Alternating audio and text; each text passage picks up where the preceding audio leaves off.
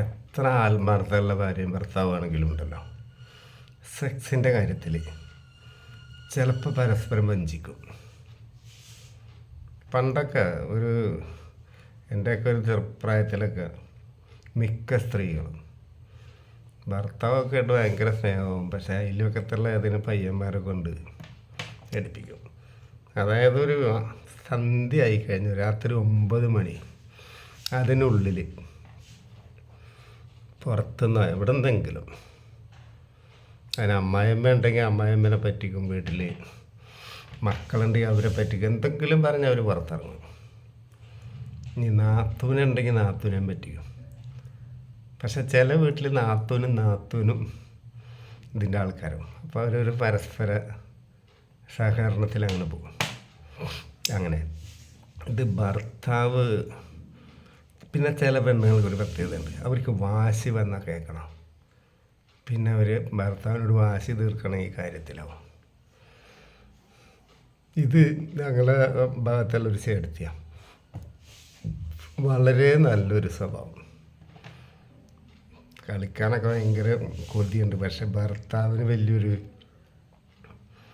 കഴിവില്ല. ചില ആൾക്കാർക്ക് അങ്ങനെ. അപ്പം മിക്ക പെണ്ണുങ്ങളും സഹിച്ചും ജീവിക്കും, തമ്മിൽ സ്നേഹമൊക്കെ ഉണ്ടെങ്കിൽ.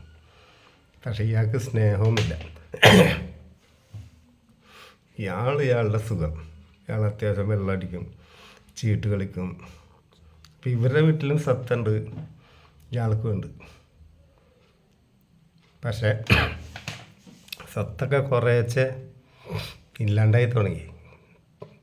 ഇയാൾ പണിക്ക് പോലും ഈ സുഖിമാനായിട്ട് നടക്കുക. അങ്ങനെ ഒരു ദിവസം ഇയാളൊരു കേസിൽ പെട്ടു കഴിഞ്ഞപ്പോൾ എന്തായാലും ആ കേസ് നൂരിപ്പോരാൻ പറ്റില്ല. ഒരൊറ്റ ഓപ്ഷനുള്ളൂ, അന്നത്തെ ഓഫീസർക്ക് ഇവരെ കളിക്കണം. കോട്ടേഴ്സിൽ ചെന്ന് കൊടുത്താൽ എല്ലാ കേസിൽ നിന്നും ഇയാളെ ഒഴിവാക്കും. അന്ന് ഇതേപോലെ ഈ മൊബൈൽ റെക്കോർഡിങ്ങോ CCTV ഒന്നുമില്ല. ഏമാൻ എന്ത് പറയണം അത് തന്നെ നടക്കുള്ളൂ. ഇവർ അധികം സുന്ദരിയാണ്, അതുകൊണ്ടാണ് അയാളങ്ങനെ ഒരു ഓപ്ഷൻ വെച്ചത്. പക്ഷേ ഇവരത് കേൾവി പോലും ഇല്ലാത്ത സംഭവമാണ്. ഭർത്താവല്ലാത്ത ഒരാൾ കളിക്കുക എന്നൊക്കെ പറഞ്ഞാലേ, ഒരു ഓർത്തഡോക്സ് കുടുംബത്തിൽ ജനിച്ചു വളർന്ന പെണ്ണാണ്. ഏതായാലും ഭർത്താവിനെ രക്ഷിക്കാൻ പോയി. ചെന്ന് നോക്കിയപ്പോഴല്ലേ കളീൻ്റെ സുഖത്തിന് മനസ്സിലായത്. ഇയാൾ അത്രയും ദിവസം ഭർത്താവ് ചെയ്തുകൊണ്ടിരുന്നതൊന്നും ഒന്നുമല്ല. അയാൾ ഇതേപോലെ തന്നെ സുഖിമാൻ. അയാൾ ഇവരുടെ ഡ്രസ്സൊക്കെ കഴിക്കും, അയാൾ കാണും, അയാളുടെ ആവശ്യം കഴിഞ്ഞ് പോവും. പെണ്ണെന്ന് പറഞ്ഞ സാധനത്തിന് നമ്മളൊരു മണിക്കൂർ ഇട്ട് എല്ലാ സ്ഥലത്തും ത്രസിപ്പിച്ച് ചുംബിച്ചു ഒക്കെ അവർ പൂർണ്ണ വികാരവതിയാക്കിയിട്ടാണ് അവർ ചെയ്യാൻ പാടുള്ളൂ. ഇതൊന്നും അക്കണാപ്പനറിയില്ല, ഏമാനെ അറിയും, ഓഫീസർക്ക് അറിയും. അതിൽ ചാലിച്ചും ചരിച്ചും കുമ്പിട്ടും ഒക്കെ വൈകുന്നേരം അവളാണ്ട് ചേടത്തിൻ്റെ ഉപ്പാടിളക്കി. അന്ന് ഇവർ മനസ്സിൽ കുറിച്ച്, ഇനി എൻ്റെ ലൈഫിൽ ഈ സുഖം അറിഞ്ഞ് തന്നെ ഞാൻ ജീവിക്കുള്ളൂ. അങ്ങനെ പിന്നെ അത് കഴിഞ്ഞ് ഇയാളെ പ്രശ്നത്തിൽ നിന്നൊക്കെ എസ്കേപ്പ് ആക്കി എല്ലാം കഴിഞ്ഞ് അവിടെ റബ്ബർ വെട്ടാൻ നല്ല ചെക്കൻ വരും. അവനെ വിളിച്ച് മുറി കയറ്റൽ തുടങ്ങി.